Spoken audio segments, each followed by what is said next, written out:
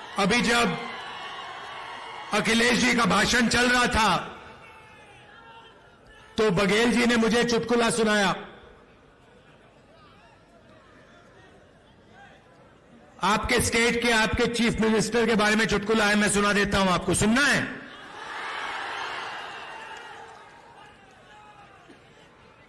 तो आपके chief minister governor के यहां स्वेरिंग इन के लिए गए। बड़ा धूमधाम था। वहां पे बीजेपी के नेता बैठे थे, गवर्नर साहब बैठे थे, सब एमएलए बैठे थे। स्वेरिंग इन होती है, शपथ लेते हैं चीफ मिनिस्टर का। उनके मंत्री, 2-3 मंत्री भी शपथ लेते हैं। खूब तालियां बजती हैं और फिर नीतीश जी निकल जाते हैं, वापस सीएम हाउस की ओर चल जाते हैं।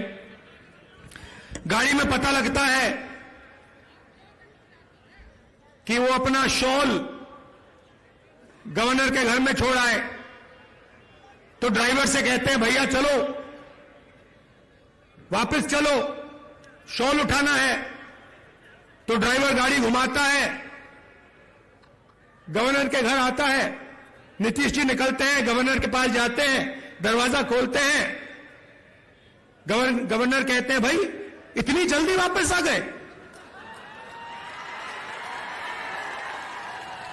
तो ये हालत है बिहार की। थोड़ा सा दबाव पड़ता है और यू टर्न ले लेते हैं।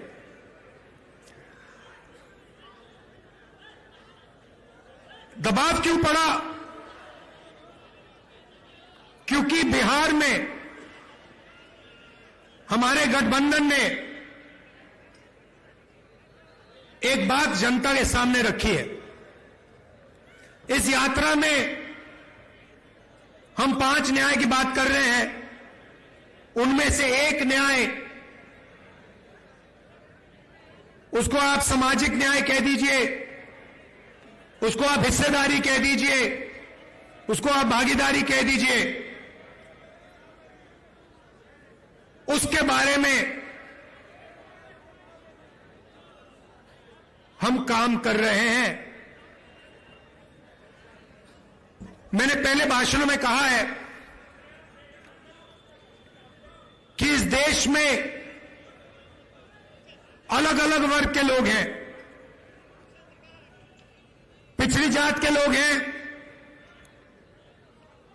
दलित हैं, आदिवासी हैं, माइनॉरिटी हैं, जनरल कास्ट के लोग हैं।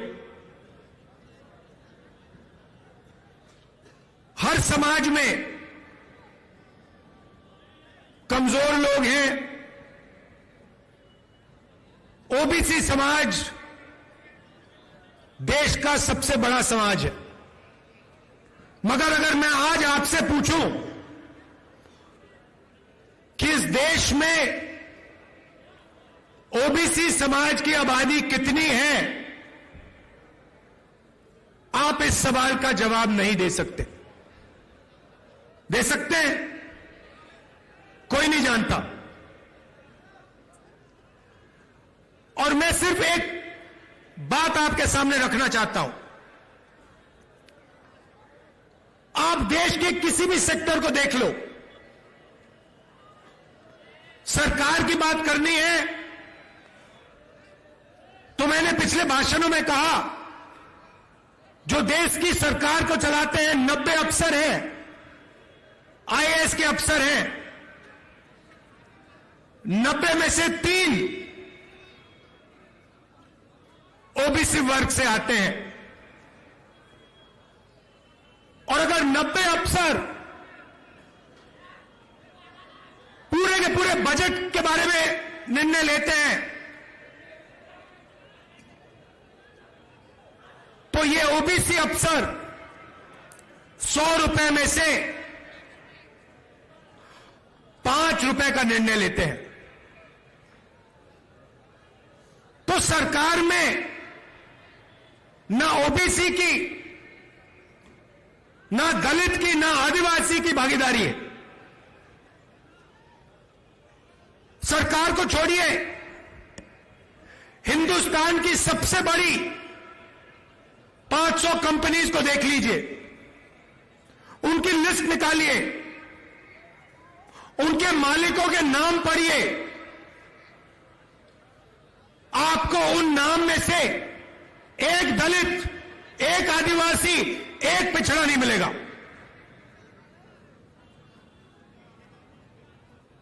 मीडिया को देख लीजिए,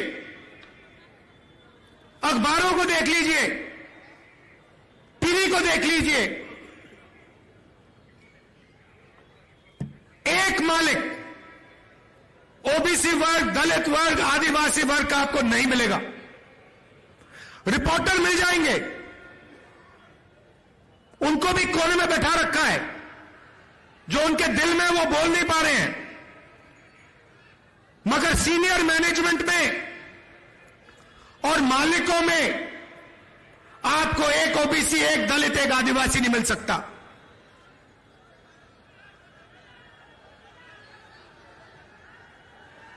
प्राइवेट एजुकेशन के सिस्टम को देख लीजिए, प्राइवेट कॉलेजेस, यूनिवर्सिटीज को देख लीजिए, प्राइवेट अस्पताल देख लीजिए, एक मालिक आपको ओबीसी, दलित, आदिवासी का नहीं मिलेगा। तो मैं सिर्फ यह सवाल पूछ रहा हूं कि अगर हम सामाजिक न्याय की बात कर रहे हैं तो यह तो स्पष्ट है कि हिंदुस्तान के किसी भी सेक्टर में पिछड़ों को, आदिवासियों को, दलितों को न्याय नहीं मिल रहा है। अब सवाल बनता है, पहला कदम क्या होना चाहिए? किसी को चोट लगती है, पहला काम डॉक्टर कहता है, पैर में चोट लगती है, पहला काम डॉक्टर कहता है ऐसे करो, एक्सरे जाके कर लो। एक्सरे करने के बाद साफ पता लग जाता है कि हड्डी कहां से टूटी है। सही बात? मैं सिर्फ यह कह रहा हूं, कि समय आ गया है कि हिंदुस्तान का एक एक्सरे हो जाए।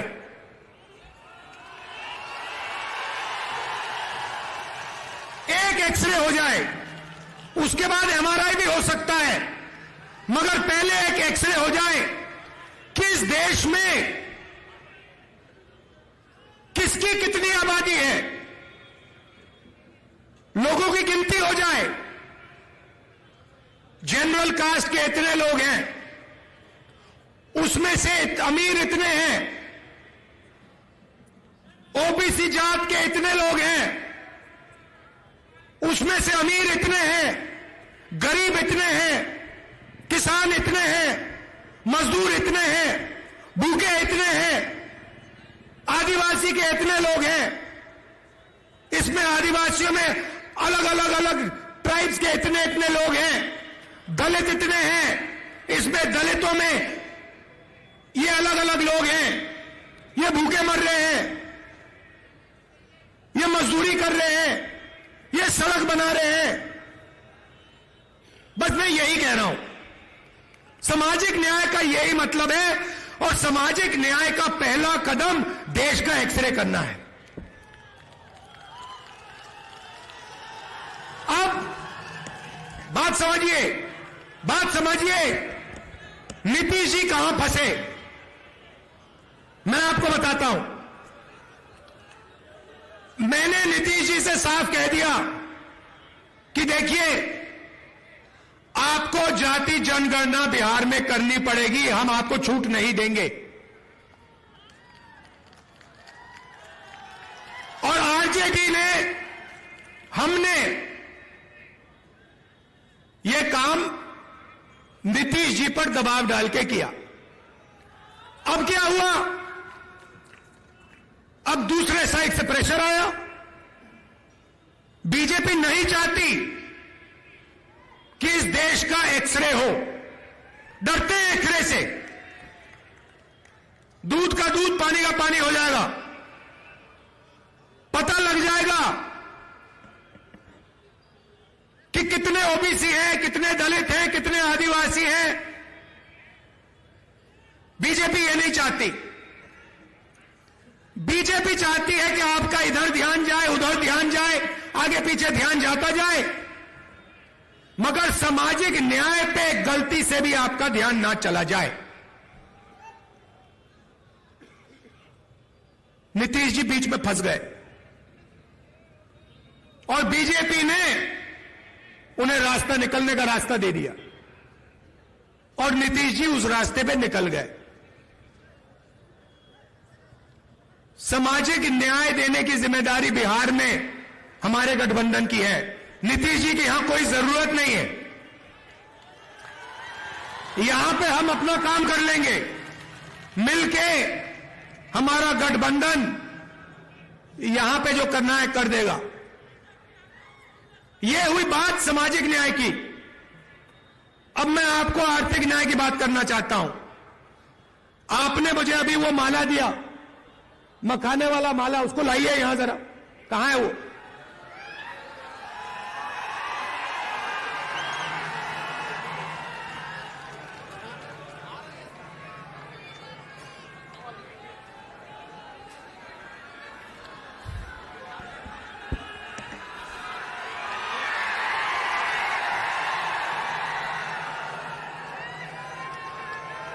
मैं 1 मिनट में आपको आर्थिक अन्याय समझाने जा रहा हूं।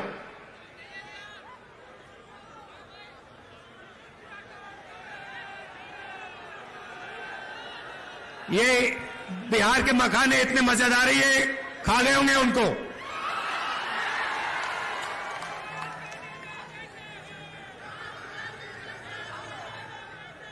खा गए, देखो खा गए। हाँ, लाओ लाओ लाओ लाओ, उसको लाओ।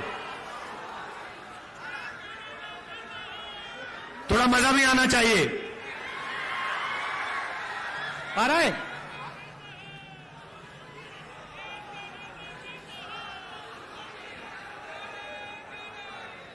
ये आ गया।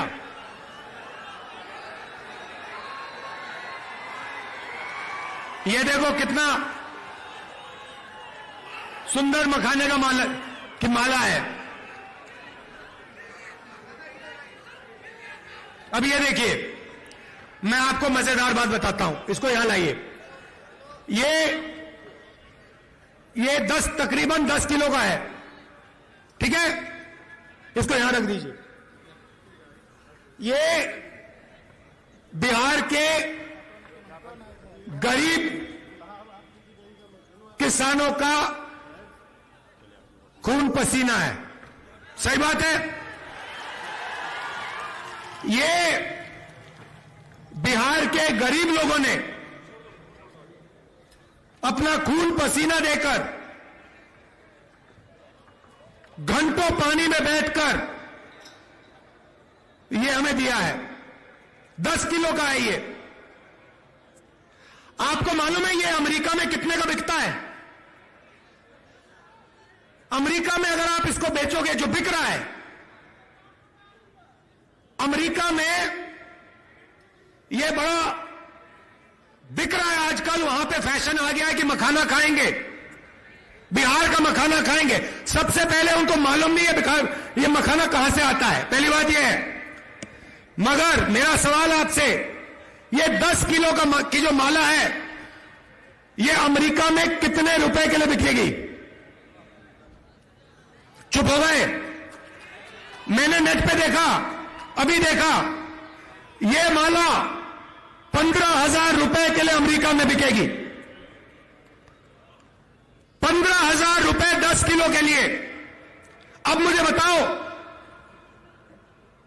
इसमें से 15,000 रुपए में से बिहार के किसान को कितना रुपया मिल रहा है?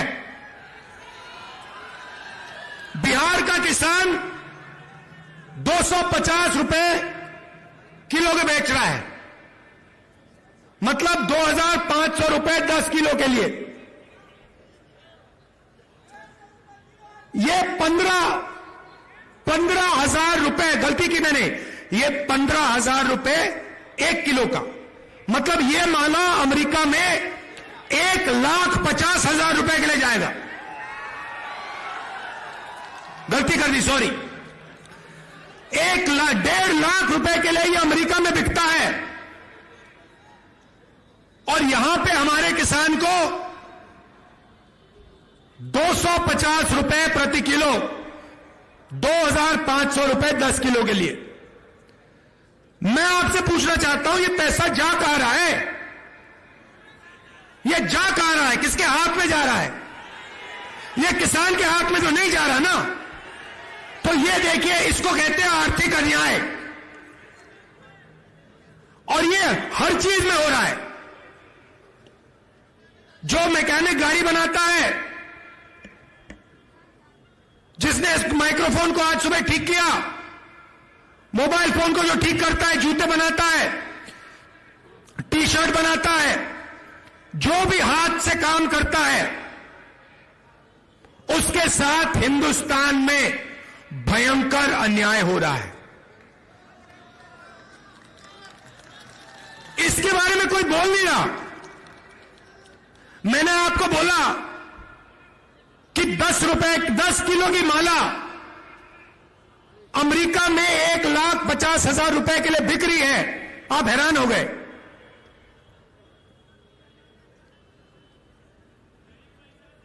$1,50,000 ये पड़ा हुआ है हमारे सामने। इसमें से 2-3 हजार रुपए किसान के जेब में जा रहे हैं। क्या ये अन्याय नहीं है? सबसे बड़ा अन्याय है।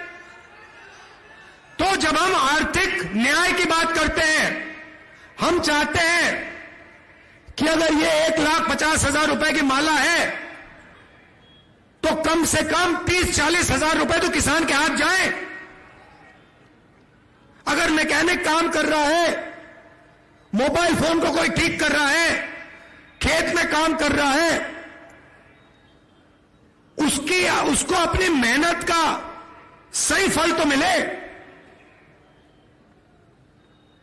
और जहां भी देखो हिंदुस्तान में, मैंने छोटा सा उदाहरण दिया आपको, जहां भी देखो जो गरीब है, कमजोर है,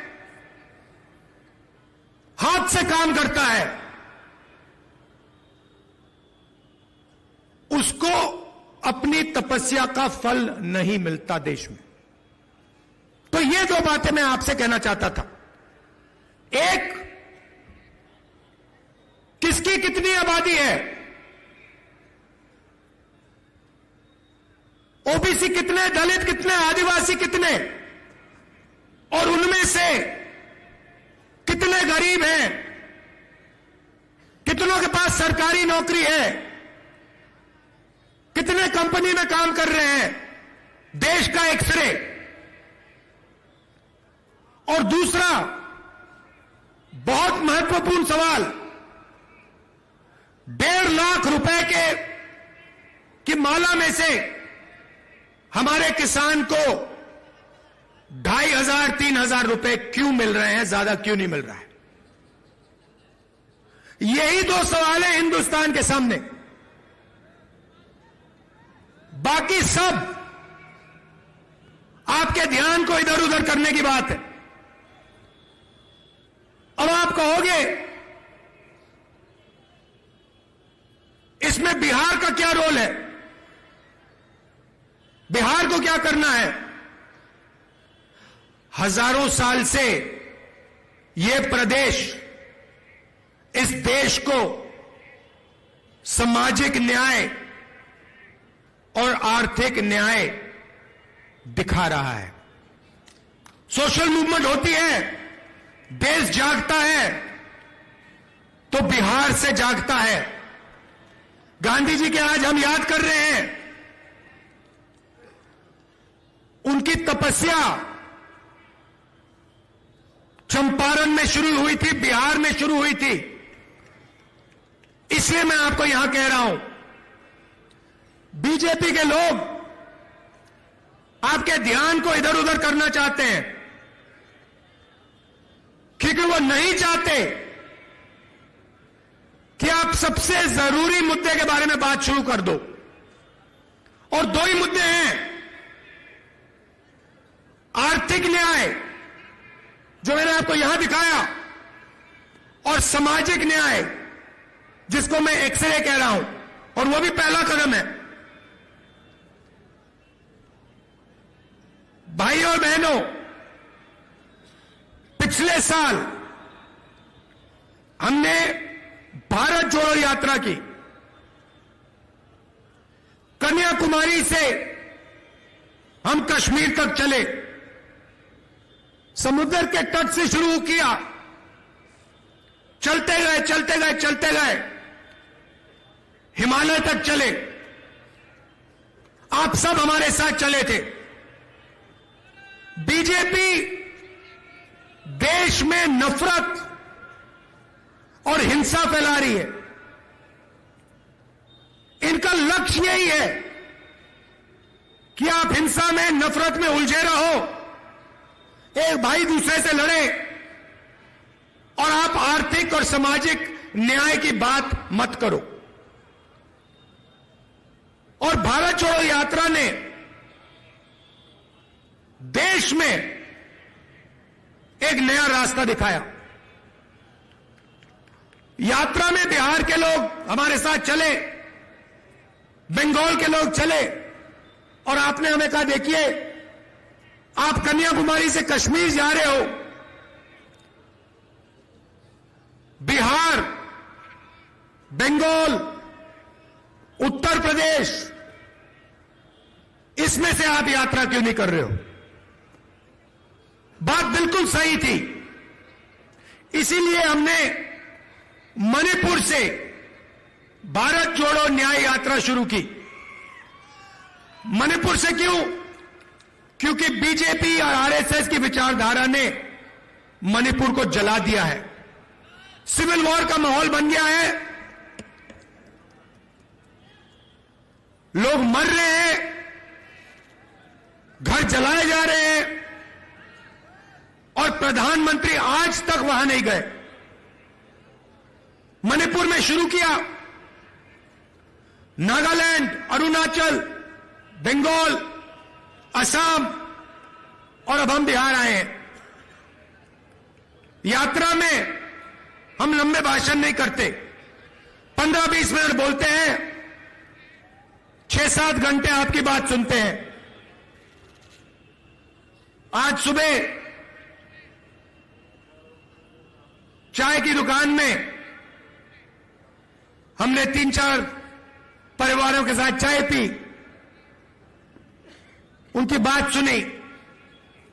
बस में लोग आते हैं, हम पैदल चलते हैं, पद यात्रा में चलते हैं। क्यों? आपके दिल में जो है वो हम समझना चाहते हैं, सुनना चाहते हैं। हम अपनी मन की बात नहीं रखना चाहते हैं, हम आपकी मन की बात सुनना चाहते हैं, समझना चाहते हैं। और यात्रा में हमने पिछली यात्रा में एक नारा निकाला था, नफरत के बाजार में मोहब्बत की दुकान खोलनी है। और पिछले 2 दिन आपने यात्रा में मोहब्बत की दुकान खोली है, इसके लिए दिल से आपका मैं धन्यवाद करना चाहता हूं। जहां भी हम गए हैं वहां बिहार के युवा, माताएं, बहनें, किसान, मजदूर, छोटे दुकानदार, सब ने यात्रा का समर्थन दिया, अपनी पूरी की पूरी शक्ति यात्रा को दी, और जितनी भी मोहब्बत दे सकते थे आपने हमें दिया। इसके लिए मैं आपको दिल से धन्यवाद करना चाहता हूं। और अंत में आपसे यह कहना चाहता हूं कि सामाजिक न्याय और आर्थिक न्याय से बड़ी कुछ बात नहीं है। यही है हिंदुस्तान का भविष्य। अगर आप अच्छा चाहते हैं तो आर्थिक न्याय और सामाजिक न्याय हिंदुस्तान की जनता को देना ही पड़ेगा। आप सबका दिल से धन्यवाद। नमस्कार, जय हिंद। न्याय का हक मिलने तक।